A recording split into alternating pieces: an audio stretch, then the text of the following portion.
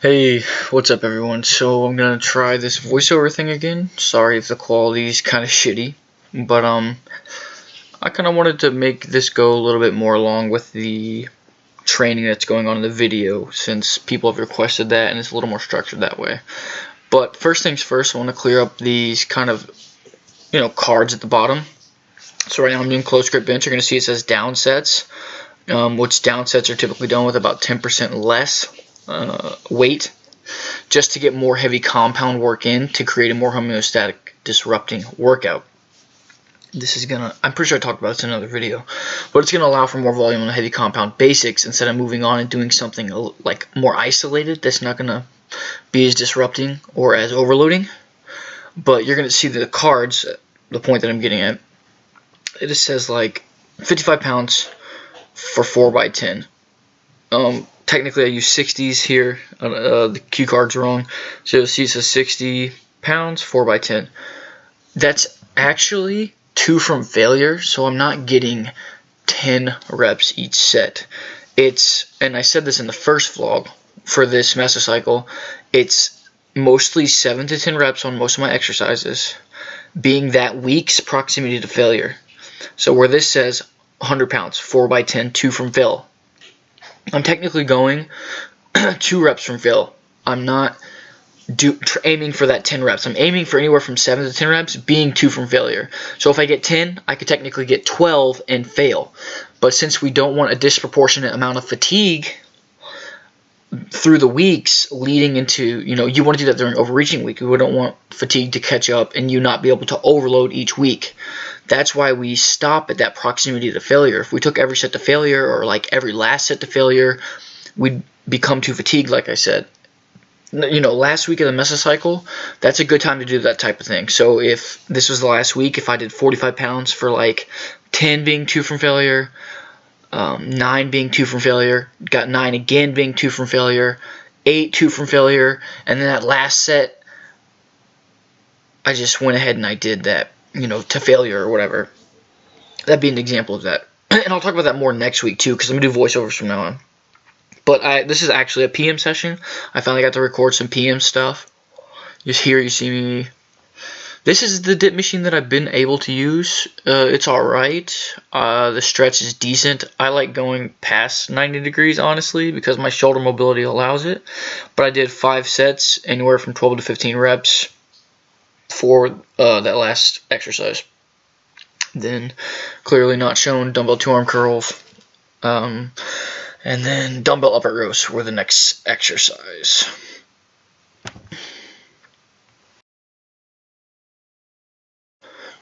So the next thing that I want to talk about is where my weight is at, and kind of how my physique has changed over the course of these last couple weeks. Basically, I have a weekly average of about 1.5 pounds to 2 pounds loss.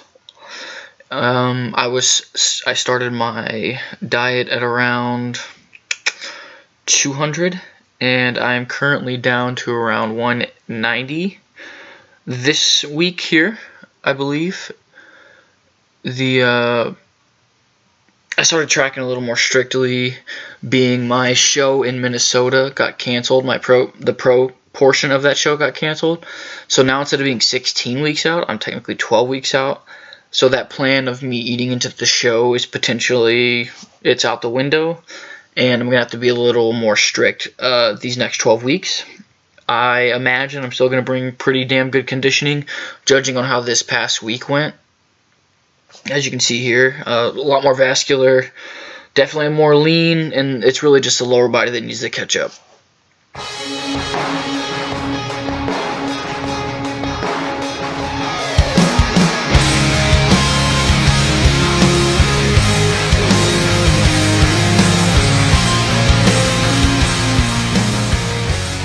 here on the high bar squats, you can see what I was talking about with that 2 from failure thing.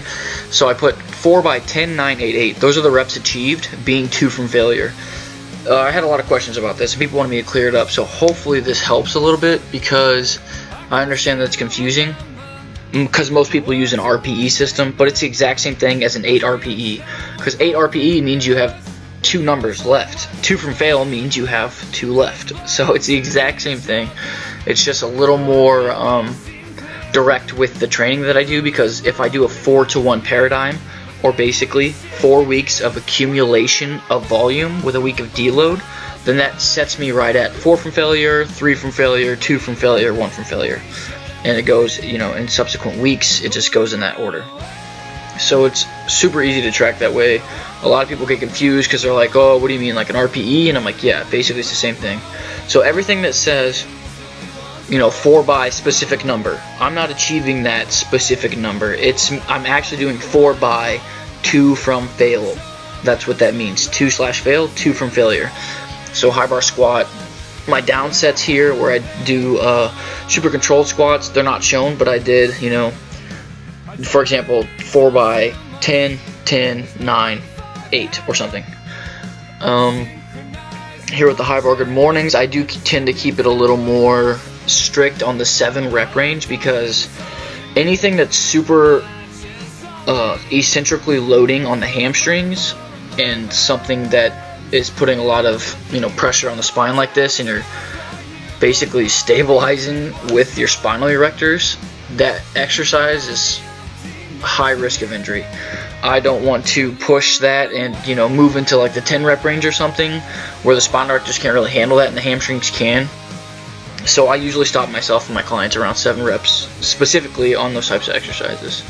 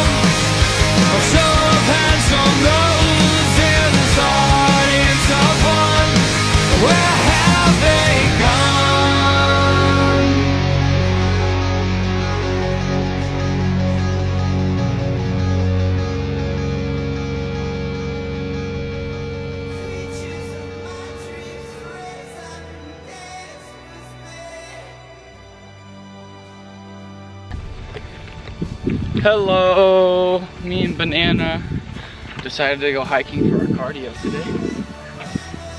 We're going up a big hill. We did both of us kind of synced up somehow. She had pull, I had pull. We both did our pull A. I guess yours was B, right? Yeah. You did pull B. No, I had A. So we did our pull sessions. And now we're going on a little hike for our cardio before our PM session. But yeah. So. Jared get a little tan, maybe. Yeah, I'm so white. A little pasty. We even went to the beach. I'm out in Cali and I'm the whitest person here.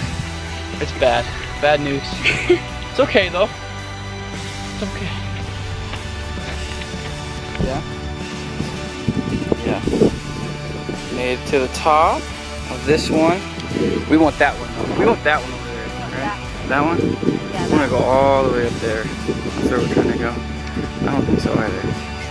Our cardio's not on point right now. Wow, it keeps on going. Yeah, that's well over there. I think when you turn around and call quits. As you eat.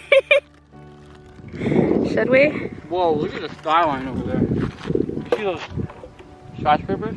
Yeah, that's beautiful. That's amazing. But yeah, I'm over. Well, we got closer.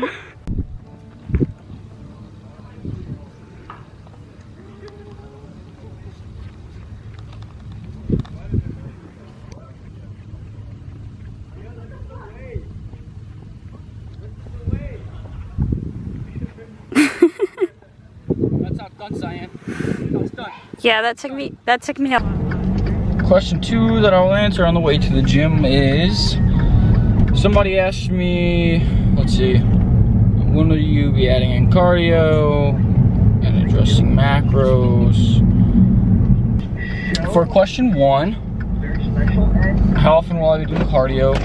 I had it set for 3 times a week.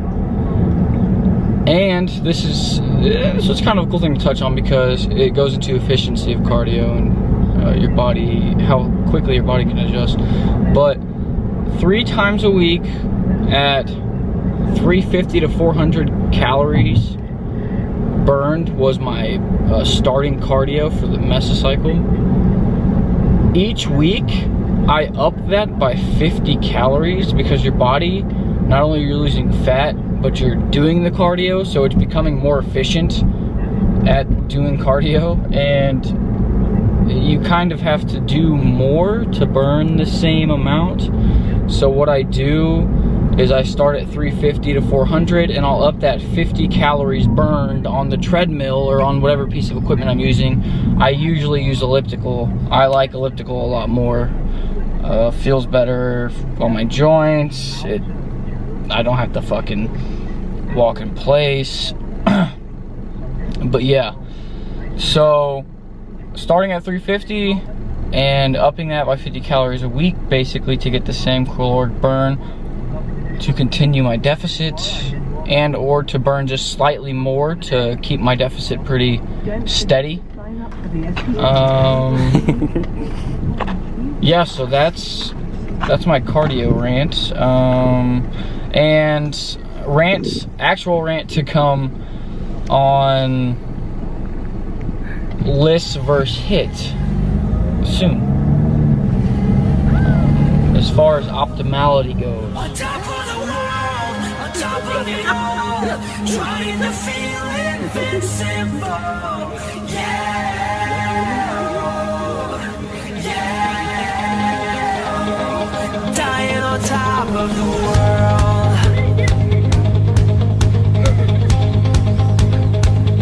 I remember the nights caught up and dreaming my goodbyes, watching the door for anything more than an ordinary life. I remember the days. We made it to the top of the world. Is there anything you want to tell to all the all the people that said we couldn't make it to the top of the world? It's a hard hike, guys. It's crazy. Look at all those trails. Here, actually, I'm gonna zoom in on all these trails that we hiked. There's a trail, goes all the way back there. 1,000 feet. All those trails. But it couldn't stop this Wonder Woman. We got 2 training sessions today. 2. Oh, we gotta do triceps. We did push this morning, yeah? Don't bite your butt. Rattlesnake!